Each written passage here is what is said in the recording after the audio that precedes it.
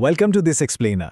अगर हम Pakistan penal code की दफ़ा 489F यानी डिसऑनर्ड चेक्स के केसेस हैंडल कर रहे हैं तो बेल हियरिंग्स एक बहुत बड़ा चैलेंज बन सकती हैं। आज हम डिफेंस अटॉर्नीज़ के लिए एक step by step quick reference guide तैयार कर रहे हैं।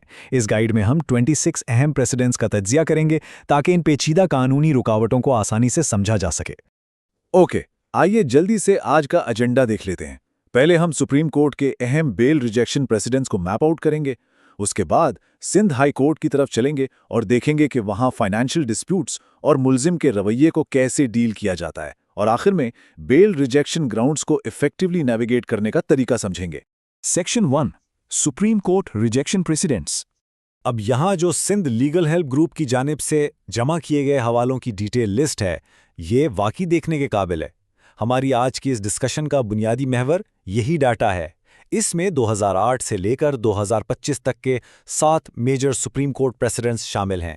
ये समझ लें कि किसी भी कानूनी माहिर के लिए ये एक बुनियादी और लाजमी चेकलिस्ट है। अगर इन अहम केसेस को गौर से देखें तो एक बहुत क्लियर पैटर्न नज़र आता है। आमतौर पर आर्ग्यूमेंट्स दिए जाते हैं कि सिविल रेमेडी मौजूद है या फिर इस मैटर को प्योरली एक सिविल डिस्प्यूट करार देने की कोशिश की जाती है, लेकिन सुप्रीम कोर्ट लेवल पर ये दलाइल मुसलसल नाकाम होते हैं। 2025 के मोहम्मद अदील केस और 2008 के रहीफ सिद्दीक केस में वाज़े तौर पर अदालत ने ऐसी दरखास्तों को सीधा रिजेक्ट किया। ये कंपैरेटिव एनालिसिस वाकई बहुत इंटरेस्टिंग है। यहाँ डिफेंस की 2 कॉमन स्ट्रैटेजीज का मवाजना किया गया है। एक तरफ सिविल डिस्प्यूट का उज़र है और दूसरी तरफ नो मालाफाइड यानी बदनीयती ना होने का दावा। आला तरीन अदालत ने इन दोनों के लिए बहुत सख्त बाउंड्री सेट कर दी हैं। देखें, 2024 के केस में क्लियर हो गया कि अगर एक दफा डिसऑनेस्टी प्रूव हो जाए तो फिर नो मालाफाइड का आर्ग्यूमेंट अदालत में बिल्कुल नहीं ठहरता। सेक्शन 2 सिंध हाई कोर्ट और फाइनेंशियल डिस्प्यूट्स। चलें अब देखते हैं कि सिंध हाई कोर्ट में ये मामलात कैसे चलते हैं, स्पेसिफिकली जब डिफेंसेस कॉम्प्लेक्स बिजनेस या फाइनेंशियल डिस्प्यूट्स पर बेस्ड हों। आमतौर पर उज़र पेश किया जाता है कि चेक तो सिर्फ सिक्योरिटी के तौर पर था या डॉर्मेंट अकाउंट का था या किसी ऑक्शन या लैंड ट्रांजैक्शन का हिस्सा था। लेकिन रियलिटी ये है कि हाई कोर्ट ने इन तमाम सिचुएशंस में प्राइमा फेसी डिसऑनेस्टी को तस्लीम किया है और बगैर किसी ठोस सबूत के बेल ईजिली मुस्तरद की हैं। सो यहाँ सबसे अहम नुक्ता सामने आता है।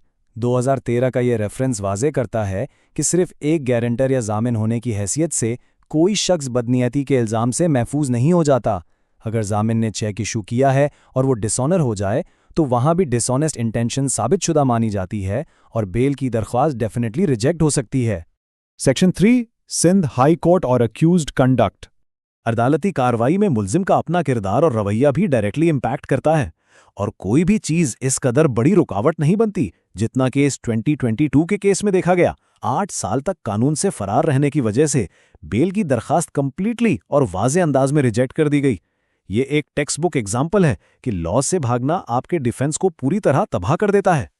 इस डेटा से क्लियर होता है कि मखसूस रवैये किस तरह बेल के रास्ते में रुकावटें खड़ी करते हैं। अनसब्सटेंशिएटेड बीमारी का उज़र पेश करना, चेक में रद्दोबदल या पुरानी शराइत की खिलाफ वर्जी, इन सब का एक ही नतीजा निकलता है, बेल रिफ्यूज़ल। और अगर किसी के खिलाफ एक से ज़्यादा FIRs हों, जैसा कि 2022 के केस में था, तो प्री अरेस्ट बेल की उम्मीद रखना तकरीबन नामुमकिन हो जाता है। Section 4 navigating bell rejection grounds.